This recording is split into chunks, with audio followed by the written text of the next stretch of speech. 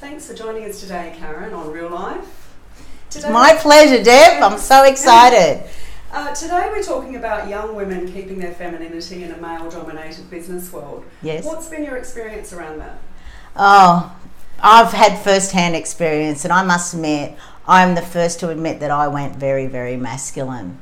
And as much as I like to sort of, I started my career in the 70s, late 70s, early 80s, and I had a lot of men say to me, and they really thought they were giving me great advice. Don't act like that if you want to get ahead. Don't do that if you want to get ahead. And everything that they were talking about was our natural, innate abilities of nurturing, empathy, collaboration, all of the things that women are known for. They seem to think that it's not good in the workplace. But now, 20, 30 years later, we all realize that they are the qualities that we require in our senior management team and in our boards for us to actually have a company where you have the true traits of the yin and the yang. And most people, if you look at, Australian companies, most of the people at the top are 55-year-old Caucasian men. And that's not good, because that's just one narrow focus on what we can do for a diverse culture. Do you think women feel they need to be overly assertive to be heard? Is that why they're doing that? I think sometimes, but what we really need to understand is there's a lot of unconscious bias in our world. And what I mean by that is people don't realize that they're doing something, they're doing it unconsciously. And for example, the way a woman speaks. Now, if you speak like I'm speaking now, with, speaking from my belly, I'm not speaking like this really high, like a lot of girls do. That tone, when it's really high, men cannot hear it. Now, we feel that they're ignoring us, but they literally cannot hear us. So it's really good that when you speak as a female, that you actually speak deep into your belly, because not only does it resonate with men, it also gives you a little extra bonus of what you're saying is more credible. And that's what we want. So is that around being firm but also soft? So yes. Being masculine and having some feminine? Yes. And look, we all have masculine and feminine traits within us.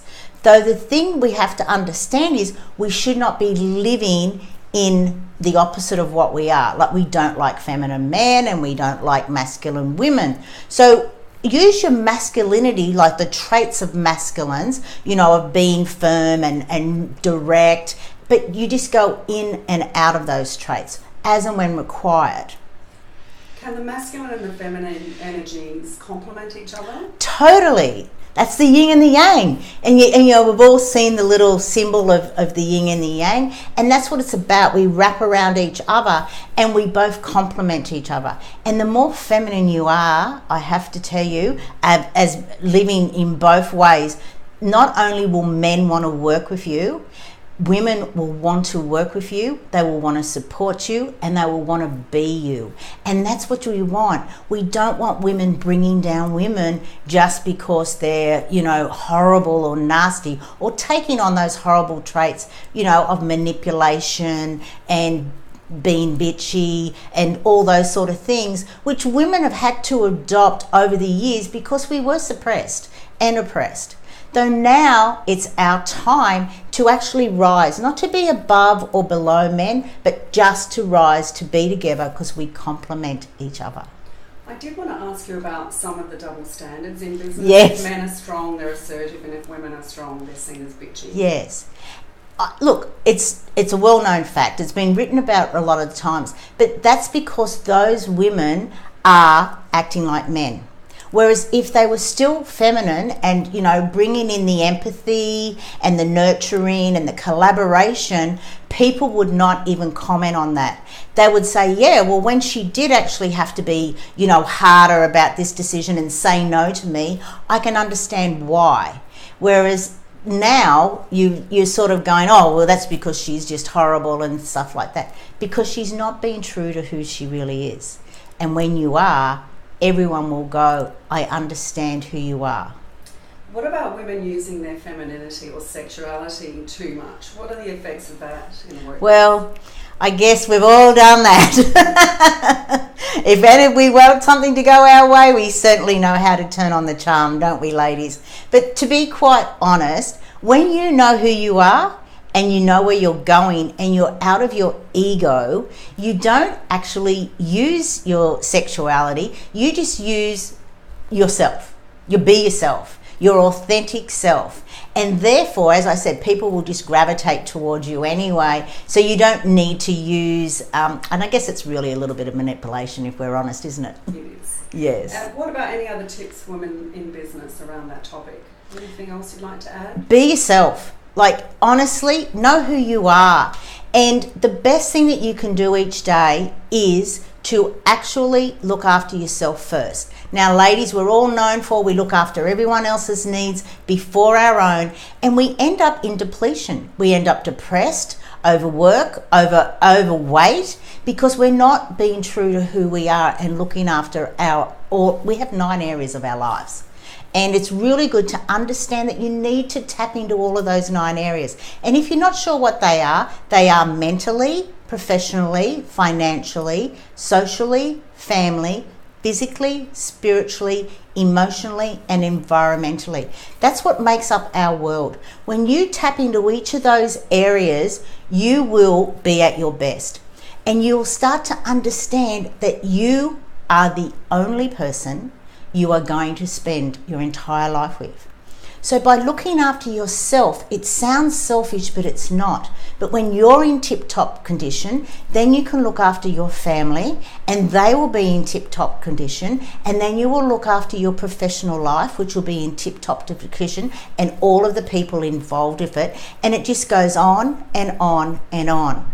And that's how we create the world that we all want to live in. But it all starts with you, looking after you.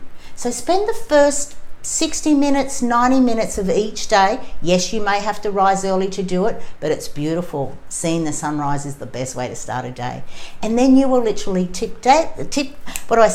And then you will tap dance to work and you'll tap dance home. It's the great way to live your life. And that is the best gift I can give you. Don't look at it from a selfish point of view. Look at it from, I'm all topped up, now I can give all day. Beautiful. Thank you, Deb. Can I just ask you about some of your personal experiences? Yeah, sure. If you don't mind, Can't get to this age without having a few. You've experienced a lot in your life. How have some of those experiences changed and moulded you? Well, I have had a lot. You know, I found myself pregnant at 16. Not really sure how that happened. Yes, I do. But anyway, finally put a stop to that. No, I didn't. But anyway, seriously, I feel that I was pregnant at 16 and, I adopted my daughter out, and that was in 1973. And what I found in hindsight was giving birth by yourself at such a young age, and it was a very traumatic birth, that gave me my strength. So I am a very strong woman, and I guess I always was, but it was, and I guess without me even consciously realizing it, it really did put into me, you're alone in this world. Sure, you'll have a lot of people around it, but you are alone with yourself. And if you don't like who you are, that's not good. So you need to look after yourself. And then, of course, I went off on my corporate career and totally ignoring me, doing everything for everyone else, working too much, eating too much, and drinking way too much. And then one of my sons passed away. And even then I didn't wake up. And I know that it was the universe going, wake up. This is not what you're meant to be doing. And then 15 months later, I was made redundant, which was the second call from the universe. Thank God I listened then, because now I know that this is what I'm meant to be doing. Sharing my experiences with people to actually go, do you know what? I've got traits I've got these exercises and all these tips which will help you live the life that you really, truly desire. And every single thing that happens in your life is a lesson. If it's positive or negative, learn from it. Because the sooner you learn that lesson, the less on you. How cool is our language? It tells you how to live your life. Just like we're meant to live in ease. And if we don't, we are diseased. And we get sick. And that's what a beautiful thing about it is, realize that everything that happens to you, you have created it. either unconsciously or not all consciously in some cases, but realize it's a learning curve for you. And the sooner you get it, the sooner you can move on your path to where you're meant to be. You talk about the sliding door analogy. Oh yes. Well, when I look back at my with my daughter, because she is in my life now, and I always say to her, "Wouldn't it be great if we could live a sliding door? To see if I had kept you, what our life would have been, and as opposed to where we are now with me adopting you out." And we always both go, "Yes, it would be great," because we love that movie. But more importantly, I don't know if you noticed in the movie, the lady ended up exactly where she was meant to be. Sure, she took a different route to get there, and that's no matter which life you live, don't have regrets, because you are still going to end up where you're meant to be. So learn the lesson, don't have the regrets. You can't change the past. All you have is the present. Don't even worry about the future. Sure, plan for the future, but don't go into fear over it, because when you do, and I'm sure you've noticed it by now, even though you worry about something, it's never as bad as what you think. So just get on and do it and be present. That is the best thing. It's called the present for a reason, because it's a gift. So embrace it and enjoy it. Thanks so much for joining us today. Thanks, Deb. I love chatting to you. Always great to hang out with you. Thank you. Bye.